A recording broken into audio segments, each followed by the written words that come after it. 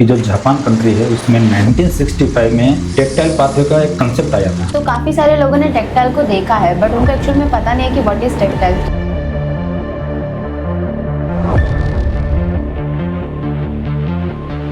India में जो नहीं है वो हमको करना है। सो आपको क्या कहना है कि एक्सेसिबिलिटी में इंडिया का फ्यूचर क्या है? सपोज इंडिया में भी 5% है,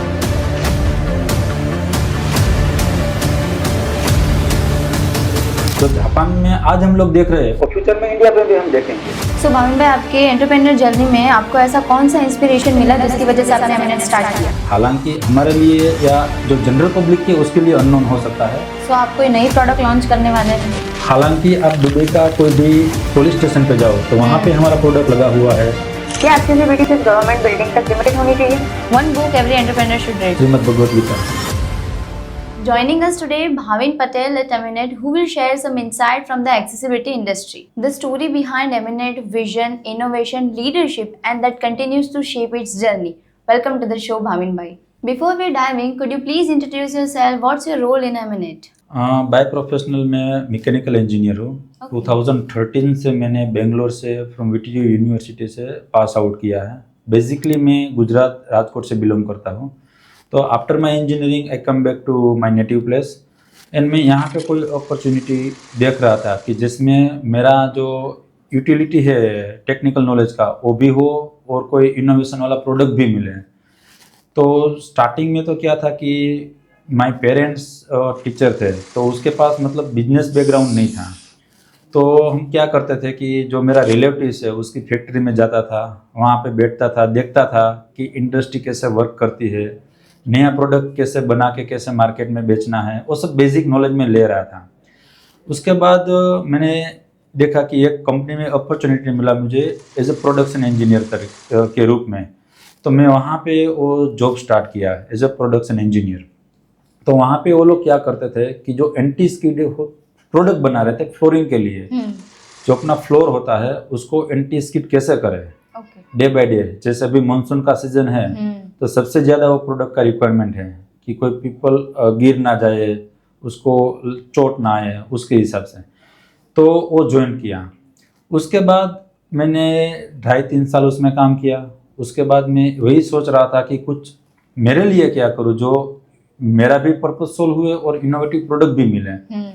तो मैंने 2-3 साल वापस ब्रेक लिया कि कोई ना कोई प्रोडक्ट मैं ढूंढ रहा था।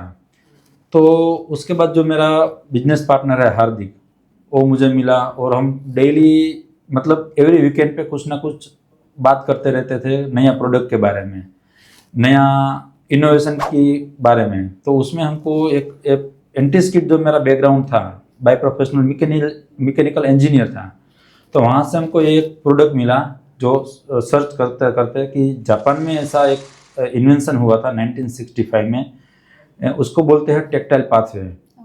तो वो प्रोडक्ट के बारे में बहुत सोचा, बहुत इनोवेशन करने की ट्राई की। तो जापान का जो प्रोडक्ट था उसका कोड के हिसाब से हमने इंडिया में उसका मैन्युफैक्चरिंग स्टार्ट किया। सो भाविन भाई, जो लोग एमिनेट के बारे में पहली बार सुन रहे हैं, सो एमिनेट एक्चुअल में है क्या? मैं एमिनेंट से पहले आपको एक्चुअल में टेक्टाइल क्या है वो समझाता हूँ ताकि आपको पूरा इसका आइडिया आए। तो टेक्टाइल क्या है वो मैं आपको बताता हूँ।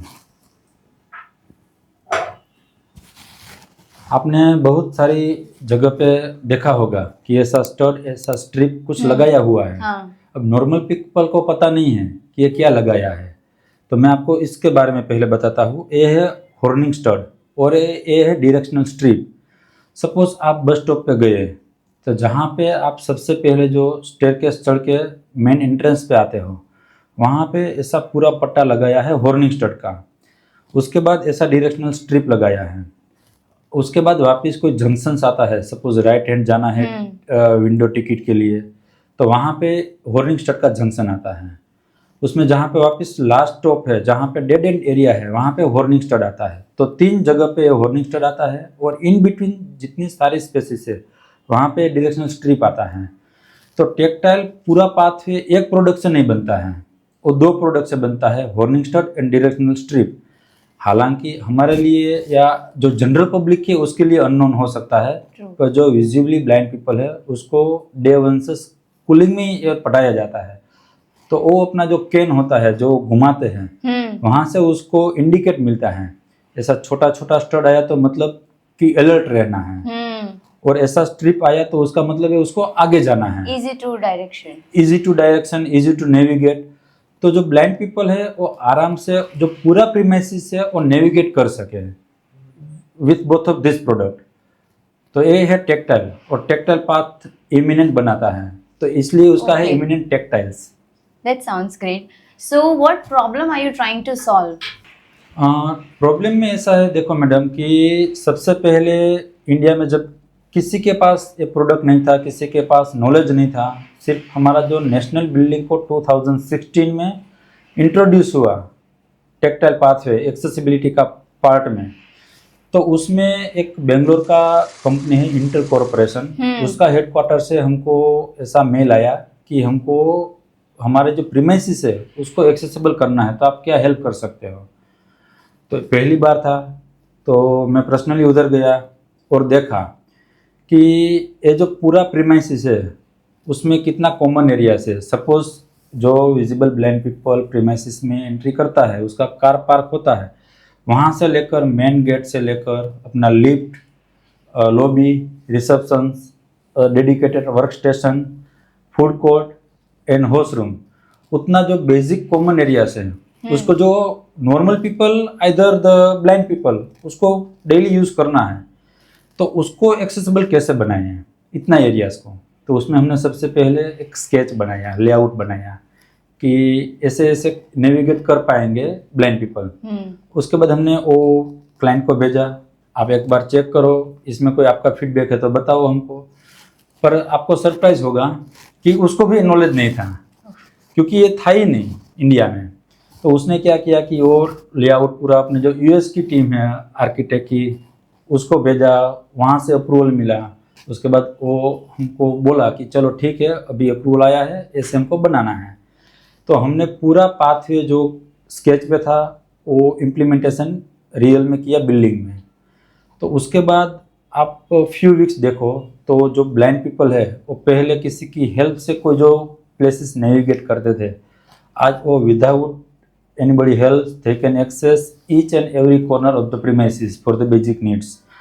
तो अभी वो चेंज हमको देखने को मिल रहा है। ओके, सो काफी सारे लोगों ने टेक्टाइल को देखा है बट उनको एक्चुअल में पता नहीं है कि व्हाट इज टेक्टाइल। तो could you please tell us कि what tactile indicators are and why they are so important. इसमें क्या होता है कि टेक्टाइल के बारे में भी नॉलेज नहीं है, अवेयरनेस नहीं है। तो सबसे पहले मैं आपको एक एग्जांपल देता हूँ। मैं एक बार दिल्ली गया था, तो मेरा दिल्ली मेट्रो में भी जाना हुआ था। तो मैं जो मेट्रो स्टेशन पे गया, तो अगर आप गए हो तो आपने देखा होगा कि पीला पीला कलर का कुछ फ्लोरिंग के ऊपर लगाया हुआ है। हालांकि पूरा प्रीमाइसिस एक फ्लोर के साथ है और इतना पट्टा कुछ ना कुछ अलग कलर से लगाया हुआ है जी।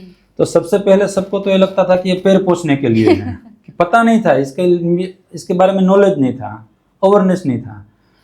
तो वहाँ पे एक अच्छा चीज़ वो है कि एवरी 10-15 मिनट्स में वो लोग जनरल पब्लिक अनाउंसमेंट करते हैं कि ये जो येलो कलर का नीचे लगाया हुआ स्टड एंड स्ट्रिप है वो एक टेक्टाइल पाथवे है, वो नॉर्मल पीपल के लिए नहीं है, और specially blind visible blind people के लिए है। तो अब पब्लिक को डे बाय डे अवेयरनेस मिल रहा है कि हाँ ये हमारे लिए नहीं है। वरना क्या करते हैं, कोई वहाँ पे सामान रख कर बैठ जाते हैं, कोई उसके ऊपर खड़े रहकर बातें करते रहते हैं, हालांकि वो उसके लिए हैजार्डस हैं जिसको यूज़ करना है। तो अवेयरनेस नहीं था, पर अभी डे बाय डे अवेयरनेस आ रही है। So what are the biggest challenges and misconception when it's come to accessible infrastructure? Biggest misconception मेरे हिसाब से ये है कि सिलेक्शन ऑफ राइट प्रोडक्ट। क्योंकि मैंने अभी आपको बताया कि 2 प्रोडक्ट से टेक्टाइल बनता है, एक हॉर्निंग स्टड एंड एक डायरेक्शनल स्ट्रिप। तो उसमें देखो कोई प्रीमाइसिस है तो अलग अलग फ्लोरिंग का उसमें मटेरियल यूज़ होता है, तो अलग अलग फ्लोरिंग के साथ अलग अलग, मतलब इंडोर के लिए अलग, आउटडोर के लिए अलग, कारपेट के लिए अलग, फुट कोर्ट के लिए अलग।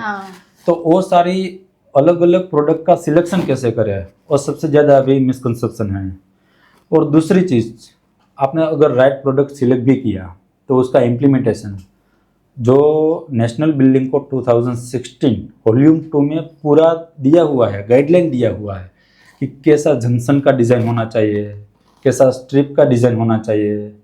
तो अगर उस हिसाब से हमने नहीं किया है इम्प्लीमेंटेशन, तो अभी तो ठीक है, चलो आपने एज पर नॉर्म्स फॉलो किया गवर्नमेंट का रूल्स, बट अभी जो मैं बता रहा था कि विजुअली ब्लाइंड पीपल है, उसको स्कूलिंग में ये सब सिखाया जाता है। तो आफ्टर 4 या 5 इयर्स अगर आपने रॉन्ग इंस्टॉलेशन किया है तो वापस वहाँ पे कंफ्यूजन होगा। तो इसलिए जो इम्प्लीमेंटेशन है वो अकॉर्डिंग NBC 16 नहीं हुआ तो मिसकंसेप्शन है। डेफिनेटली। अब तीसरी चीज़, दोनों सही है, सपोज राइट प्रोडक्ट सिलेक्शन भी हो गया, राइट इम्प्लीमेंटेशन भी हो गया।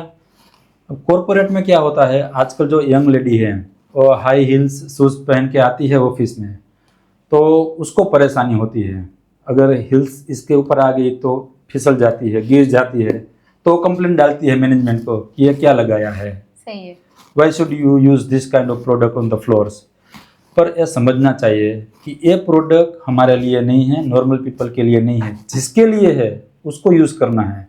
पाथवे बहुत बड़ा दिया है, सपोज 8 फीट का है तो रेस्ट ऑफ 6-7 फीट आपके लिए है, आप वो यूज़ करो। तो ये सारी चीज़ अभी मिसकंसेप्शन ज़्यादा है, ऐसा मुझे लग रहा है। सो आपको क्या लगता है कि India is becoming more accessible? Yes, day by day आप देखे जाए तो जितना कॉरपोरेट प्रीमाइसिस है, रेलवे से, मेट्रो से, इवन एयरपोर्ट से, वो सारा जो बड़ा बड़ा इंफ्रास्ट्रक्चर है वहाँ पे डे बाय डे हो रहा है। अभी 2 दिन पहले जो मोदी साहब ने भोगलपुरा एयरपोर्ट का जो इनॉग्रेशन किया, उसमें भी टेक्टाइल का डिज़ाइन हमारी साइड से फाइनलाइज हो गया है, क्लाइंट का अप्रूवल भी आ गया है और विद इन फ्यू वीक्स में वहाँ पे इम्प्लीमेंटेशन होगा। तो डे बाय डे जितना नया प्रोजेक्ट आ रहे हैं उसमें तो ये चीज़ मैंडेटरी हो गई है, तो भी हो रहा है। इवन आप स्मॉल टाउन में देखो कि सपोज कोई राजकोट तो डिस्ट्रिक्ट है, उनसे भी स्मॉल टाउन देखो जो तालुका लेवल है, वहाँ पर भी आप बस स्टॉप पे जाओ या गवर्नमेंट हॉस्पिटल में जाओ तो वहाँ पर भी आपको ये चीज़ दिखने को मिलेगी। तो मतलब फ्रॉम ग्राउंड से लेकर जो बड़ा इंफ्रास्ट्रक्चर है सब जगह पे अभी ये प्रोडक्ट लग रहा है, पब्लिक को अवेयरनेस आ रही है। तो अभी इसमें और काम होने वाला है। हाँ, अभी हम फर्स्ट स्टेज पे है, पर अभी डे बाय डे इम्प्रूव हो रहा है एक्सेसिबिलिटी इंडिया में, बोल सकते हैं हम लोग। That's good. सो आपको क्या कहना है कि एक्सेसिबिलिटी में इंडिया का फ्यूचर क्या है? फ्यूचर देखो बहुत बड़ा है। मैंने जैसे आपको बताया पहले कि आप अगर वर्ल्ड इकोनॉमी में देखो तो सबका ऐसा मानना है कि one day China become next USA, India become next China and Africa become next India. So 1965 में जो जापान में था, आज की डेट में तो जापान में एक कोना भी बाकी नहीं है कि जहाँ पे ये सारी प्रोडक्ट नहीं है। वहाँ का इंफ्रास्ट्रक्चर 100% एक्सेसिबल है। सपोज इंडिया में अभी 5% है तो अभी 95% एरिया में होगा। जो जापान में आज हम लोग देख रहे हैं और फ्यूचर में इंडिया में भी हम देखेंगे। सो इससे ये चीज़ भी अच्छी हो रही है सर कि हमारा इंडिया भी धीरे धीरे ग्रो कर रहा है। हाँ, परफेक्ट, हम बढ़ रहे हैं, एक्सेसिबिलिटी के बारे में आगे बढ़ रहे हैं। सो सर, आपके एंटरप्रेन्योर जर्नी में आपको ऐसा कौन सा इंस्पिरेशन मिला जिसकी वजह से आपने एमिनेट स्टार्ट किया? हाँ, तो उसमें सबसे पहला इंस्पिरेशन यह था कि हमको जॉब तो करना नहीं था। वैसे गुजराती लोग हैं, बिजनेस माइंड होगा, डेफिनेटली। तो बिजनेस करना था कुछ ना कुछ। जो मेरा इंजीनियरिंग ख़त्म करने के बाद मैंने जो जॉब किया, उसके बाद जो मेरा 2-3 इयर्स लैब्स था, उसमें कुछ ना कुछ हम रिसर्च करते रहते थे कि क्या कुछ नया इनोवेटिव प्रोडक्ट लाए और उसको स्केल अप करें। तो उस टाइम पे हाँ, हालांकि वैसे मेरे फैमिली बैकग्राउंड बिजनेस से नहीं थे। मेरे जो फादर एंड मदर है वो दोनों गवर्नमेंट टीचर थे, अभी वो रिटायर्ड है।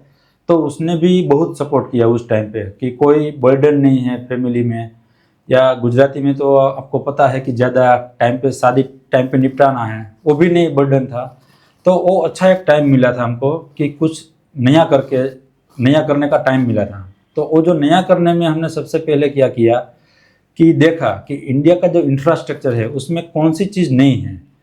सपोज आप कोई बैंक में जाते हो या कोई रेलवे स्टेशन पे जाते हो या कोई भी पब्लिक प्लेसेस है जो कॉमन यूज़ करते हो, वहाँ पे जो फैसिलिटी नहीं है, सपोज रैम्प बताया, साइनेजेस बताया, टेक्टाइल पाथवे बताया, वो सब यहाँ पे नहीं था। जब मैं दुबई गया था तो वहाँ पे मैंने ये सारी चीज़ देखी। मेट्रो स्टेशन पे आप जाओ तो ट्रैक्टर लगाया हुआ है, साइनेजेस है, इवन उसका पुलिस स्टेशन या स्कूल में जाओ तो सारी जगह पे सारा जो एक्सेसिबिलिटी का प्रोडक्ट होना चाहिए वो वहाँ पे था। तो वो इंडिया में नहीं था, तो वही अपॉर्चुनिटी था कि इंडिया में भी हम कैसे करें इसको। तो उस टाइम पे वैसे बाय प्रोफेशनल में मैकेनिकल इंजीनियर हूँ, ओके तो कोई ऐसा प्रोडक्ट बनाए हैं उसमें हमारा इंजीनियरिंग ऐड करके है और उसको अवेयरनेस ज़्यादा बढ़ाए, तो उसमें अच्छा अपॉर्चुनिटी मिला उस टाइम पे और अच्छा इंस्पिरेशन मिला ये सब करने में। काफ़ी इंस्पायरिंग स्टोरी है सर आपकी स्टोरी सुन के काफ़ी सारे लोग इंस्पायर होंगे। सो आपको ये अपॉर्चुनिटी कैसे मिली इंडस्ट्री में जिसकी वजह से आप एक्सेसिबिलिटी ला पाए? अपॉर्चुनिटी में तो मैं आपको समझाऊँ वन वर्ड में तो वी आर द फर्स्ट, क्योंकि उस टाइम पे कोई कंपटीशन ही नहीं था, कोई कंपटीटर ही नहीं था, तो अपॉर्चुनिटी अच्छा था। पर हाँ, अपॉर्चुनिटी कोई जगह से ढूंढनी पड़ेगी। तो जहाँ पे हमारा एक्सेसिबिलिटी का जो कोड है, नेशनल बिल्डिंग कोड, और वो जो अभी रियल में इंफ्रास्ट्रक्चर है कि जहाँ पे इम्प्लीमेंटेशन नहीं हुआ है, तो वो दोनों के बीच में जो क्लियर गैप है, इट्सेल्फ अ अपॉर्चुनिटी। तो वही अपॉर्चुनिटी था और हमने वो अपॉर्चुनिटी को लिया, एक्सेप्ट किया और इसमें quality of product and right implementation करके वो फुलफिल किया। सो आपने वो अपॉर्चुनिटी का बहुत सही इस्तेमाल किया है। हाँ, उसमें हमारा ये था कि हम जो सिर्फ प्रोडक्ट नहीं बनाते थे, हमारा from design to last part implementation वो सब 100% इन हाउस टीम से काम होता है, इसलिए हमारे पास इसमें बहुत सारा अपॉर्चुनिटी आया था। सर इस पॉडकास्ट से पहले मैंने थोड़ा बहुत रिसर्च किया था कि आपने बड़ी बड़ी कंपनीज के साथ काम किया हुआ है जैसे अमेजोन, गूगल वगैरह के साथ, तो आपको ये अपॉर्चुनिटी कैसे मिला? आपने जो भी ये सारे इंडिया के प्रोजेक्ट्स के नाम लिए हैं जो आपने रिसर्च किया है, मैं आपको थोड़ा उनसे हट के बात करता हूँ कि जो ओवरसीज मार्केट है, एक्सपोर्ट में हमने क्या क्या प्रोजेक्ट किया उसके बारे में। तो जहाँ पे सबसे पहले जो टाइटैनिक जहाज जहाँ से ऑनबोर्ड हुआ वो प्लेस का नाम है यूके में बेलफोर्ट। हाँ तो बेलफोर्ट मेट्रो स्टेशन में हमारी प्रोडक्ट यूज़ हुई है। और जो कोरोना के टाइम पे वर्ल्ड का बिगेस्ट एक्सपो होने वाला था, उसका नाम था एक्सपो 2020, वो प्रोजेक्ट में हमारा प्रोडक्ट यूज़ हुआ है। हालांकि आप दुबई का कोई भी पुलिस स्टेशन पे जाओ तो वहाँ पे हमारा प्रोडक्ट लगा हुआ है, कतार एयरफोर्स में लगा हुआ है। तो ऐसे बहुत सारा ओवरसीज क्लाइंट है। इवन जो यूएस की कंपनी अभी इंडिया में रन कर रही है, हाँ जैसे अमेजोन हो गया, गूगल हो गया, माइक्रोसॉफ्ट हो गया, JLL हो गया, ब्रुकफील्ड हो गया, तो वो बड़ा कॉरपोरेट के साथ हम लोग काम कर रहे हैं। ओके। सो ये सारी बड़ी कंपनीज आपको प्रेफर्ड पार्टनर्स के लिए क्यों चूज करेगी फॉर द लार्ज एंटरप्रेन्योर्स? उसके लिए सबसे पहले तो चाहिए कि perfect technical knowledge, consistency of quality, reliable delivery and then quick and responsive support. वो सारी चीज़ अगर ट्रांसपेरेंसी के साथ होती है तो बड़ी कंपनी के साथ हम आराम से प्रीफर्ड पार्टनर बन सकते हैं। सो आप अगले 5 से 10 साल में एमिनेट को कहाँ देखना चाहते हैं? जैसे कि मैंने आपको बताया कि हमने मोर देन 5000 कंपनी में काम किया है, 5000 प्रोजेक्ट्स कंप्लीट किए हैं। तो उसमें बहुत सारा हम जब प्रोजेक्ट करते हैं तो चैलेंजिंग आता है, तो वो चैलेंजिंग में हम कुछ नया सीखते हैं। तो अभी हमारे पास इनफ नॉलेज आ गया है कि सब प्रोजेक्ट में कैसे काम करना है, तो वो तो अभी कंटिन्यूस है ही। पर जो अभी हमारी R&D टीम है वो कुछ ना कुछ नया प्रोडक्ट बना रही है कि सपोज कि फ्यूचर में AI के साथ कैसा कम्बिनेशन करके हमको ऐसा टूल या प्रोडक्ट बनाए कि जो इजी टू नेविगेट हो जाए सबके लिए, तो वो सब काम कर रही है। और हमारा ऐसा थॉट है कि जो भी फॉर्च्यून 500 कंपनी है उसमें एटलीस्ट 400 कंपनी के साथ हम जुड़े फ्यूचर में और उसके साथ काम करें, वो हमारा एक बिग विजन है। So let me ask you some interesting questions and you have to describe in one line. Yes please. Okay. Simple language में अगर आपको किसी को समझाना हो तो एमिनेट एग्जैक्टली करता क्या है? जो विजिबल ब्लाइंड पीपल है या पार्शली ब्लाइंड है उसको विजन देता है, आंखें देता है। ओके। क्या कोई रियल लाइफ एग्जांपल शेयर कर सकते हैं जहां आपको कोई सॉल्यूशन या डिफरेंशिएट करा हो? हाँ, हमने इंटेल का जो पहले एग्जांपल दिया वो सेम है कि वहाँ पे पहले नहीं था, अभी होने के बाद जो इम्प्रूवमेंट हुआ है विजिबल ब्लाइंड के लिए। Okay. Long term relationship build करने के लिए आपको क्या अप्रोच फॉलो करते हैं? Quick solution and 100% transparency. Great. क्या एक्सेसिबिलिटी सिर्फ गवर्नमेंट बिल्डिंग तक लिमिटेड होनी चाहिए? नहीं, मैं तो ये बोल रहा हूँ होटल्स या मंदिर में, टेम्पल में भी होना चाहिए। इंडिया में इम्प्लीमेंटेशन के टाइम सबसे बड़ा चैलेंज क्या होता है? I think lack of knowledge and understanding. पिछले 5 से 10 सालों में आपने क्या पॉजिटिव चेंजेस देखे हैं?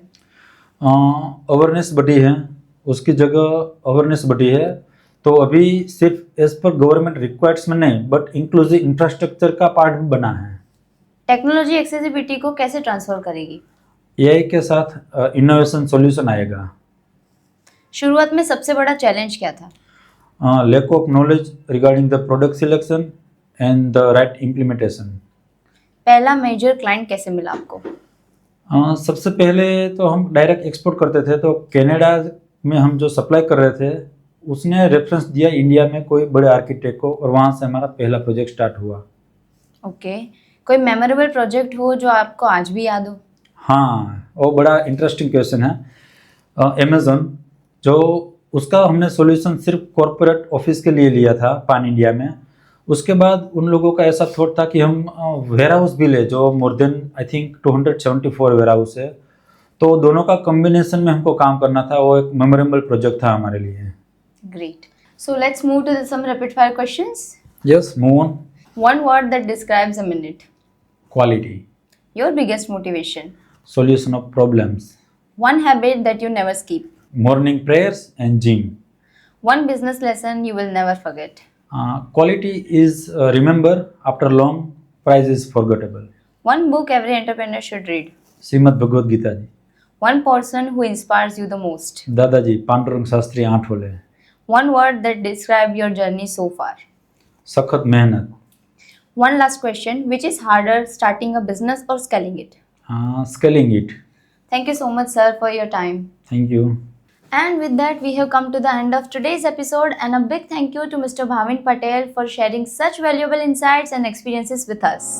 If you enjoyed this conversation, don't forget to like, share and subscribe for more insightful discussion from Eminent Talks. Thank you for watching. We'll see you in the next episode.